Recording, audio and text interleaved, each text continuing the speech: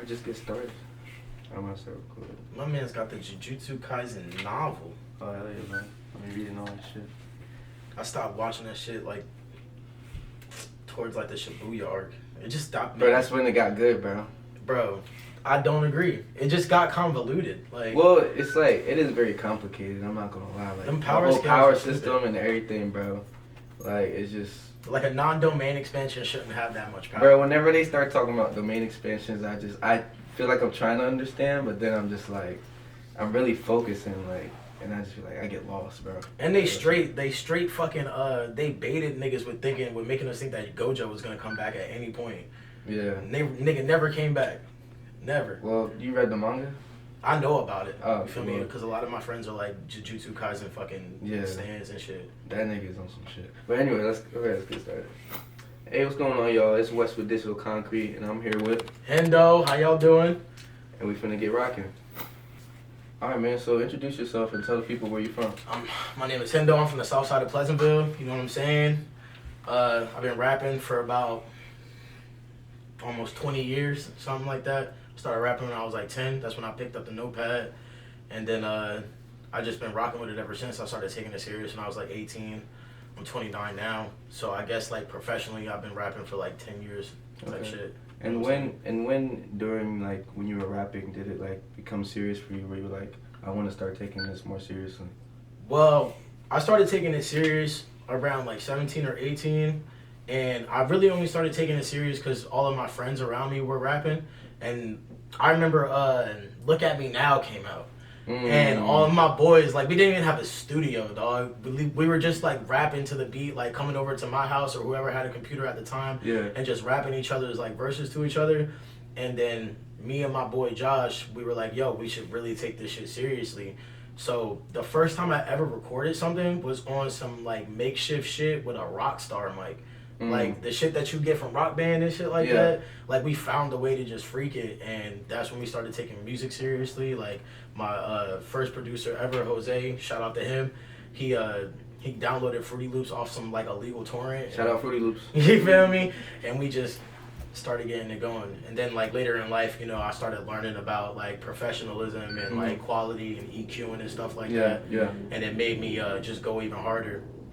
And, what made me rap about the stuff that I rap about, because a lot of my stuff is like about mental health, addiction, you know what I'm saying? What made me start rapping about stuff like that was like my own life experiences dealing with mental health, dealing with addiction, and then like the rappers I was listening to, like Tyler, Eminem, Earl, Chance, even older dudes like Big Pun, Big L, you know, shit like that. So those were a lot of your musical inspirations for you growing up? Yeah, absolutely. And I think like rap aside, my biggest inspiration for just being a musician is this band Slipknot. Oh, I love Slipknot. I love Slipknot too. Yeah. Their frontman Corey Taylor, he has like a beautiful way of explaining like aggression and like fear and hatred and making it poetic. So like I started studying how he started writing music, and I was like, I can turn this into something for rap. You know what I'm saying? Right. And then like listening to Tyler and listening to Earl and learning about lyricism and shit like that, I just like kind of culminated myself into the artist that I am now. You know what I'm saying? Yeah, that's good to hear because it definitely sounds like you're like a student of the game. You know what I'm saying? You're not just like you have meaning and intention with how you're making your music, and I think like right now that's like something hip hop is missing for sure. Yo, absolutely, you know what I'm saying? absolutely. That deeper meaning or feeling that people connect to. For sure. I think it's coming back. Like a lot, oh yeah, for you sure. know what I'm saying? Yeah. Like if you really watch the game, how it's been like the last like 5 years maybe. The dudes that were like famous in like 2015, 2016, we don't even hear from them no more. Like, when's the last time you heard Playboy Cardi? You know what I'm saying? Yeah. Like, unless you're like a Cardi stan. Unless he's just saying he's gonna drop and he never drops. He never drops. You know what I'm saying? And Uzi, I think he's about to prepare to drop now. But like Uzi is like the only remnants of that. You know what I'm saying? And like Yeet, I fuck with Yeet heavy. You know what I'm saying? But like he's still considered underground to some people. I think what you were like pretending we were talking to. I don't know when it was for me, but like, I used to like be really heavy into like Lil Baby and like Lil Durk and like Gunna and all that. But that was probably like 2018, and I don't know where it went for me, but like, it just like the feeling of I got when I listening to it, it just didn't give me that same feeling anymore. Where it just was like. It felt fun and it felt like exploring of like, you know what I'm saying, like the music. So then I started to like dive deeper into the underground shit. And I think that's what a lot of people started to do because they started wanting to hear things that are different. You know what I'm saying? Yeah, absolutely. Which is why I think like shit like this that's happening now, even between me and you, and just the local scene too, is just starting to really bubble because people want something fresh. They want something new. You know what I'm saying? There's a lot of talented people in the underground scene from New Jersey to Philly to Delaware. That's a fact. You know what I'm saying? There's this one kid that I know named K Gold, and he's a monster, yo. He's an amazing performer. He's a good singer. He has amazing stage presence. Shout out to K Gold. That's my boy, yo. And like, I try to show love to all the younger people and even the dudes that are my age that are in the underground because like, I'm very much like a tactician when it comes to my creative artistry. Like, if it's not EQ'd right, if it's not mixed and mastered right, and if it's like, if it just sounds off to me, if I play it in the car or if I play it in the speaker, I'll tweak and tweak and tweak and tweak it until I know that like it's completely finished. It's not really ever a feeling for me. It's more of like, okay, this is up to the standard of quality that I want to put out. You know what I'm saying? Like, I'm very, very professional about, you know, when I'm ready to release something. So like for me, it's all about the professionalism of it. It's all about the quality of it. It's never a feeling like, okay, like this is good enough. You know, I never get like demo-itis to where like I think that a non-finished version of a song is better than the actual finished version of it. You know, like I'm very much about the professionalism of the quality. When it's up to my standards, that's when I know it's ready. Right. So do you mix your own stuff or you have somebody engineer for you? No, I use like other producers and stuff because I look at it like this, bro. I'm not finna waste my time trying to learn how to make beats and then go through the trial and error of it and go through the trial and error of mixing and mastering when I could just give somebody who's trying to like be passionate about this to like I can actually feed them, you know what I'm saying, and get their name out, you know. Like I guess obviously it would, you know, take some. It would be smart for me to you know, save money and learn how to do it all by myself. But like, I just think like rap and music in general is a collaborative effort. You know what I'm saying? I don't want to be selfish with my shit, and I'm not finna go and take the time out to learn that shit. Like, I'm not passionate about it. I could care less. You know, it's just about like just rapping for you. Yeah, exactly. Like I'm very much just a rapper. You know what I'm saying? Okay. And I think like in the game now, rap is looked at as kind of like an entry-level job when it comes to entertainment and artistry because everybody wants to be a rapper, and so many dudes are just telling themselves or telling other people, oh, I'm an artist or I'm a rock star or I'm this and that. I'm happy to be a rapper. You know what I'm saying? Like, I have no problem calling myself a rapper. Yeah. It's something I'm really proud of to be. You know, like without music, I wouldn't be here. You feel me? For sure. Same, bro. Music is a powerful thing, bro. It saved my life, bro, for real. Man, who you telling? Real shit. Like many a times it saved my life, you know what I'm saying? Like I live and I breathe and I eat music, you know what I'm saying? Like I listen to it from a frequency standpoint. I listen to it from an intentional standpoint. I count syllables of other rappers and like I count their bars and I do the same thing for myself. Like it's something that I'm very, very passionate about from a literary standpoint, from a creative standpoint to the professional standpoint. It's something that, you know, has culminated into my life that makes me want to be here. Right, exactly. You know? Yeah, like I get that. It's very integral for me. It's very imperative that I be a musician. Yeah, I get you that. know? I most definitely get that because, like, even with me, bro, like, I just, like, if it wasn't for music, bro, I wouldn't be doing none of this stuff. I wouldn't get to know the people that I get to know, you know what I'm saying? I wouldn't got to know you know what I'm saying? Your homie, Mia, is amazing, you know what I'm saying? Like, I just love music and like I just love seeing what everybody's doing with it. You know what I'm saying? I love seeing what you're doing with it. Absolutely, I appreciate that, bro. So like, what motivates you to keep you going? Like, you know, like I know every artist has those days like where you just like, you know, you kind of just like have that derealization, like, what am I doing, kind of thing. But like, what keeps you going so like other artists know, like, you know what I'm saying, just to not give up? What keeps me going is the fact that I just really, really love music. You know. It's something that is a coping skill for me. It's something that helps me with my mental health. It's something that keeps me away from, you know, my past addictions. It helps me learn about myself. Like, music is the one place where I can be 100% honest without feeling like somebody's going to judge me. And if they do, I can give a fuck less because that's what music is for. Once you put something that is a creative piece of art out into the community or to the, I guess, universe, you're gonna expect opinions, you know? Right. Like, you can't be a musician if you're not okay with somebody else's, like, opinion. You know? So, like, once I figured out how to stop taking shit personally and got back to the roots of why I make music, which is just, like, it's a part of my existence.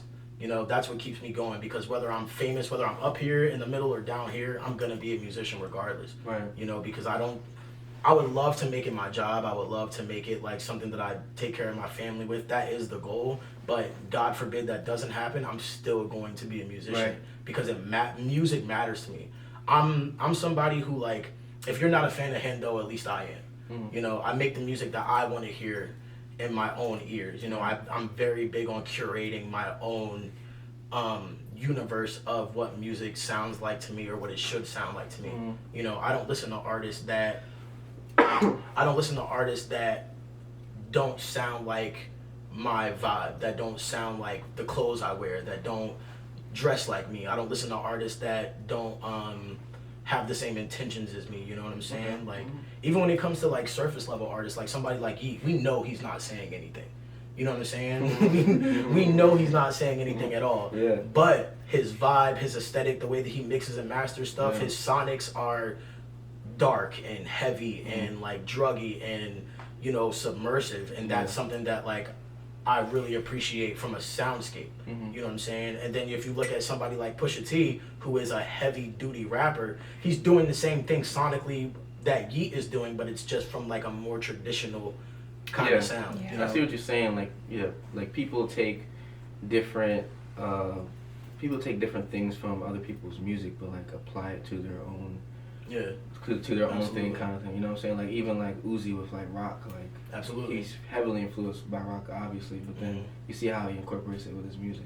Yeah, for sure. You know what I'm saying? And I listen to this one band, Portishead, like, every single day. And if somebody were to ask me what my music is supposed to sound like, I would tell them it's like a mixture of, like, Portishead, The Weeknd, A$AP Rocky, Frank Ocean, and, like, Earl. You know, like, if you took all of them, put them in a room, and told them to make an album together, it would come out sounding like me. You know? So talk about your recent releases now. I just released this 2-song EP called Pain As Usual. And before that, I released this EP called Breathe. And I just released a song called Kodak Money with this guy over here. Shout out to Playlist. He is in the building. But Pain As Usual is the one album, or, like, the one project where I'm getting the closest I possibly could be with the sound that I just explained to you. You know, it's submersive, it's ambient, it has, I guess, like, traditional sounds of hip hop in it, and it has that, like, old, I guess, like, bluesy, trippy kind of feeling, where it's just very, very melancholy, very dark, but it's its own soundscape, it's its own universe, you know what I'm saying? Like, the way that I describe my music from, like, a visual standpoint is, like, if you were to walk into a bar and there'd be nothing but vampires on fucking lean. You know what I'm saying? Like, everybody's a vampire, everybody's African American, and everybody's doing, like, cocaine or some kind of drug, and they're all, like, doing that shit to run away from, like, their plight, their problems, their issues. And that's a lot what my music let's run away from our problems. That's what my music is about, basically. Like, I've captured moments in my music that are from the past, from when I was, like, 19 to 26. So, like, most of my music is about that time frame, when I was heavily into drugs, when I was, like, not treating women the best at all. And one of the songs on Pain As Usual, called Promise, is about how, you know, I was cheating on women, having, like, drug-fueled arguments with girls that I was dating, lying to them, you know, like, mentally and emotionally manipulating them. And I make songs like that so young men can hear it and say, like, oh, this is what I shouldn't be like. You know what I'm saying? Contrary to rappers who make it a braggadocious topic and, you know, influence young men and even young women to, like, you know, tolerate it or even glorify it. I'm the dark side of that. I'm what you get when you do too much lean. I'm what you get when you finally overdose off those Xans or off those Oxys. I'm what you get when the girlfriend that you've been manipulating for the past 3 years is finally tired of you and you're left alone in your own solace. And I'm not in your solace, but in your own bullshit. You know what I'm saying? So, like, I take a lot of pride into making music like that because I feel like that's something that's missing in hip hop with all the shit that we say about women, all the things that we say about drug use and how we glorify violence and stuff like that. I'm somebody who's going to let you know that there is a dark side to this shit.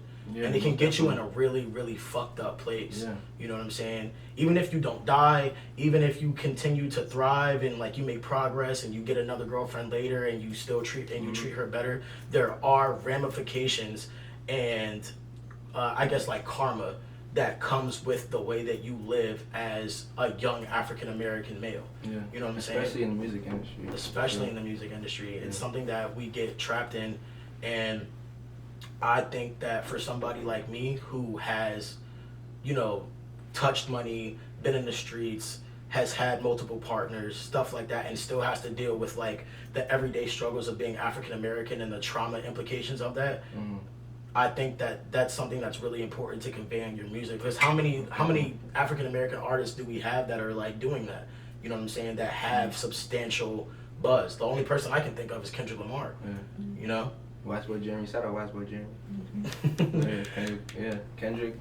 There's only like select few that really still talk about those type of things. You know, that kind of have like that. That's why like I really like I was really into like a lot of like the '90s stuff, like where like Erykah Badu and shit like that, because like there was actually a message there, and it was a message for our people. You know what I'm saying? And I think along the way, somehow it got lost between like, oh, we're just having fun with music, to like, all right, like these young people are actually watching this, like, you know what I'm saying? And there's definitely, that's why music is actually a powerful thing, because it could lead you all the way into the dark, or it could like bring you out into like a light of healing, like kind of how you're explaining, like, you know what I'm saying? Like, over time you just started to express the things that you were going through music. You know what I'm saying? Like using it as a medium. I never want like a young fan to come up to me and listen to a song and say, hey, yo, the way that you talked about that girl on the fucking song was crazy. Like, I'm about to go treat my girlfriend the same way. I'm gonna slap you in your face. Like, the whole intention is for you to listen to my songs and do some like introspective thinking on yourself and be like, oh,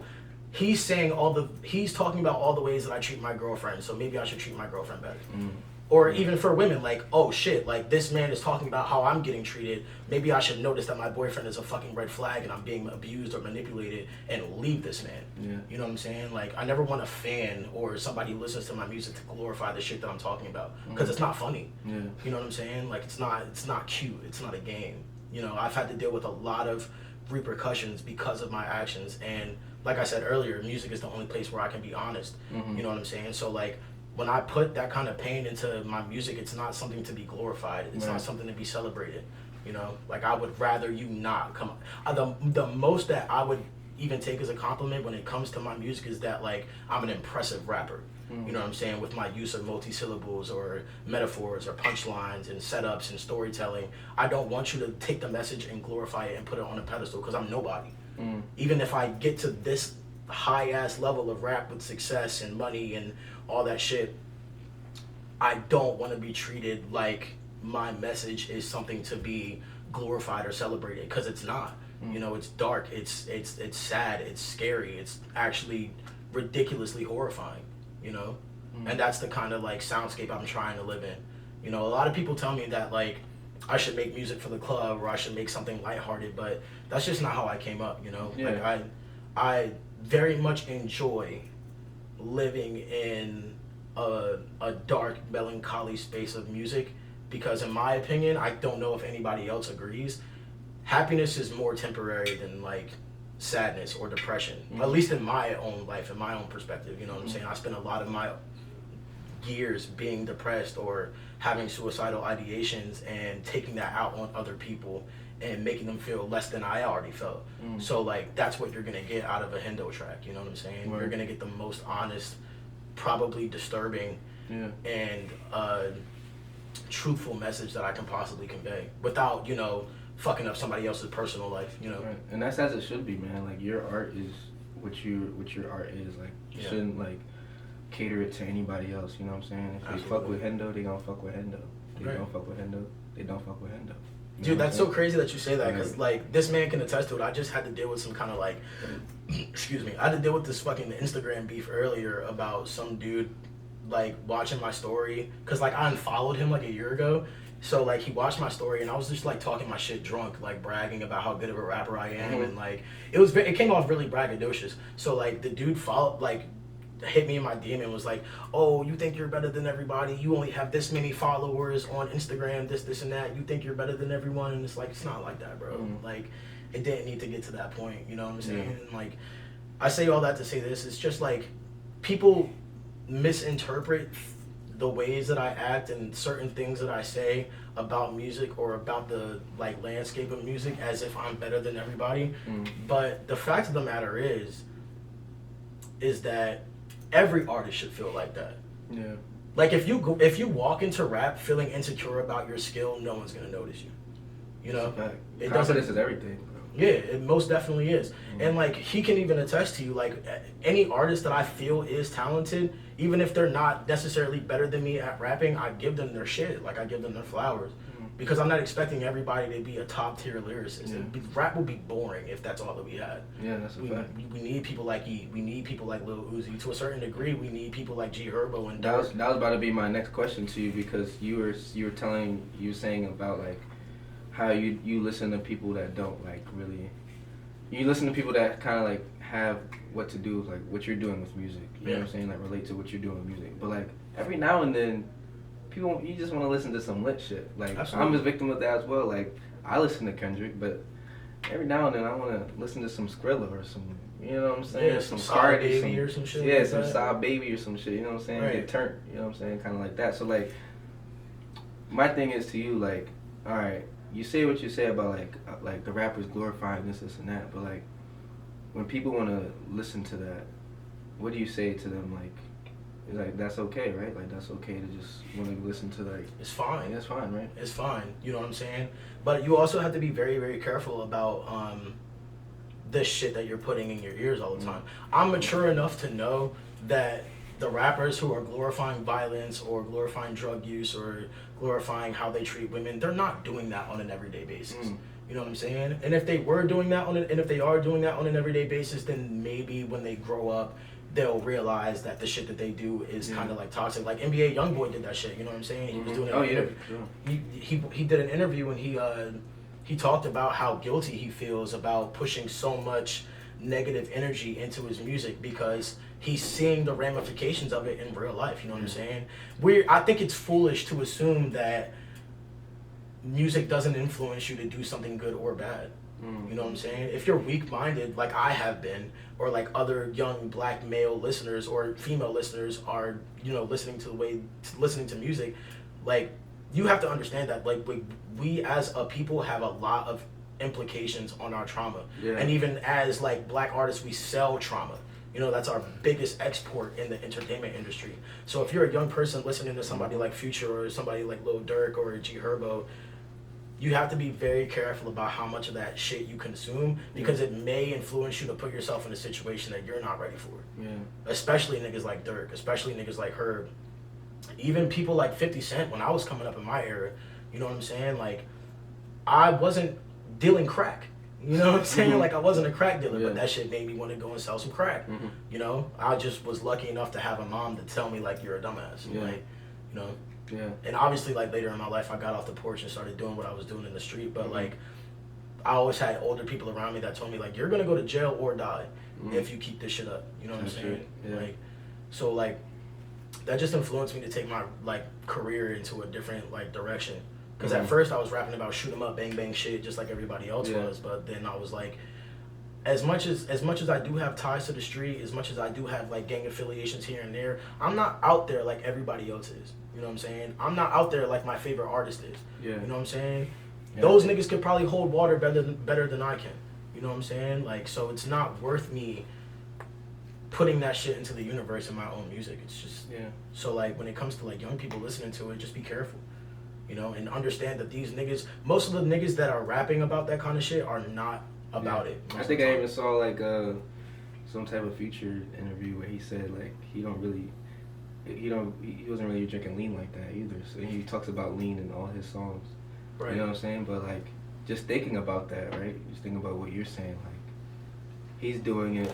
I feel like he was doing it to capture the audience, or just like maybe that's what he used to do, but the effect that has on a lot of young people is just like, oh, that Future's doing lean, I'm gonna do it too. It's kind of cool. Like, absolutely. I want to put dirty in my soda. Right. You know what I'm saying? Type shit. And like, but that shit fucks you up, bro. It's like, bad, bro. It fucks your health up. It fucks your mental up. You know what I'm saying? Yeah. So, I definitely see what you're saying. Like, pay attention to how much you consume. Yeah. And I also like how like you're self-aware of like the stuff that you were putting out, and like you realize like you just had to like really just remain true to yourself and not like your environment. Absolutely. You know what I'm saying? It's something that I take a lot of value in, because I know that when I was young and I was listening to stuff like that and it influenced me to do things that weren't good for my health, it's obviously doing that to at least a million more kids. Mm-hmm. You know what I'm saying? And it goes back to the implications I was talking about with like young African American people. Like, a lot of us don't have stable homes. Yeah. A lot of us don't have even stable role models. You know what I'm saying? We're just we're operating our lives all based off what someone else told us to do, not based off like some kind of financial stability, not based off, having like a happy, stable home. Like, we're looking for father and mother figures in music and in the streets and with our bigger brothers and our older sisters and our uncles and aunts, who may not be the best role models, but it's the only thing we have. Right. So it fucks our minds up. You know what I'm saying? Like, we don't have safe spaces to go to as young black listeners. Yeah. And that goes back to my music. Like, as much as I make mental health music and as much as like trauma is universal and doesn't discriminate, my first focal point of demographic is black people. Because despite how universal mental illness may be, we have the most trauma in America, hands down. So like, there's no reason as to why I shouldn't be feeding young black people, whether it be young black trans people, young black gay people, young black women, young black men. We all have to deal with some kind of trauma. And then if we belong to like a sub-community, we have to deal with other trauma. Mm-hmm. Then we have to deal with the trauma of not being accepted by our own people if we live in a certain sub-community. Yeah. You know what I'm saying? And that's just something I'm not going for. Yeah. So I guess just going out with it, what are some of your upcoming releases that you have planned out for the year, or just any shows you have planned? I'm not gonna lie, I haven't really been in the studio that much because like I'm in between producers right now. Like, there's one producer I was working with, just like we can never like get on the same page. I have like a few, maybe like 2 songs in the tuck that are already done, so like I'll probably release those in like the next month or 2. I just got back into performing. So I'm probably gonna, link up with Lucrative again and DJ Zeke. Shout out to both of them. Shout out Luke. You feel me? Start networking a little bit more and see if I can get on more shows.